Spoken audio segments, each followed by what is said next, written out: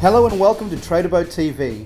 Today we're out with the Caribbean 26, owned by Bruce Vaughan. Andrew Norton meets with Bruce and Philip Bailey of Cove Marine to test out the new Mercury Diesel TDI 265 engines.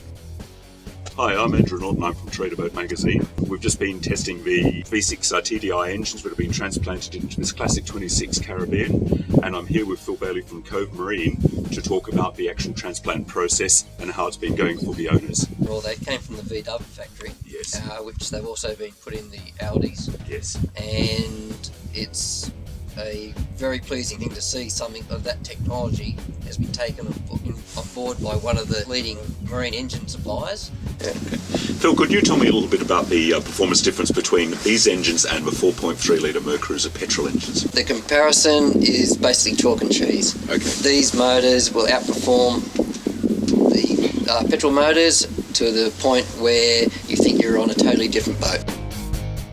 According to Bruce, the maximum speed the 26 could achieve with the 4.3s and a few adults on board was 32 knots at 4,500 RPM, the engine sucking down around 120 litres per hour combined. But at 3,000 RPM, the TDI 265 engines returned 29.8 knots, sipping a mere 58 litres per hour combined, pushing 7 adults. What I like about these engines are the ease of daily maintenance. For example, you have your engine oil dipstick down here that's easily reached.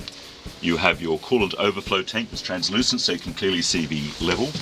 You have your power steering reservoir here that you can easily check the level of. And basically, all the items that you need for your daily check are right up at the forward end of the engine. Another thing I like about this engine is the easy access to servicing items. First off is the air cleaner element over here, which is easily reached. Then you have the engine oil filter, which is underneath this cap, and there's a cartridge filter that lifts out so you don't spill oil everywhere. Then you have the seawater cooling impeller that by removing 4 bolts you can easily get to and check for damage. Here is the fuel filter, which includes a primer pump for the initial installation, and then the engine is self-priming for then onwards.